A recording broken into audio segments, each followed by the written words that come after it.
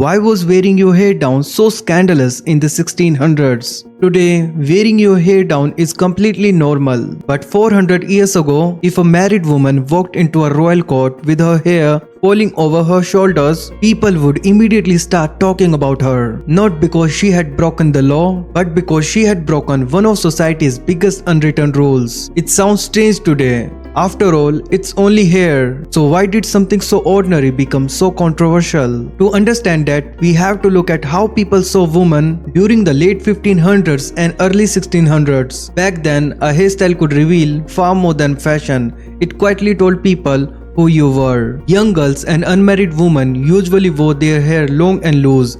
It was a sign of youth. It also showed that they had not yet married. But everything changed after the wedding. Once a woman became a wife, people expected her to wear her hair neatly pinned up beneath beautiful jewels, ribbons, or decorated headpieces. Loose hair became something private. In many homes, it was something only her husband would normally see. That is why a few portraits from this period still surprise historians today. Every now and then, a married woman appears with her hair flowing freely across her shoulders. At first, it almost looks as though she simply ignored the rules. But when historians looked more closely, they realized these portraits were telling a different story. Many of them were miniature paintings, small enough to fit inside a pocket or an elegant case. They were never meant to hang inside crowded halls where everyone could see them. Instead, they were private gifts, often shared between husband and wife, that allowed artists to paint women in a much more relaxed and personal way. One of the best examples is Frances Howard, Duchess of Richmond and Lennox. Several of her miniature portraits show her with loose flowing hairs. They were almost certainly created for private viewing, making that intimate hairstyle perfectly acceptable. There was another time when the rules also became more relaxed. Royal courts loved grand entertainments, especially masks and plays. During these performances, women dressed as character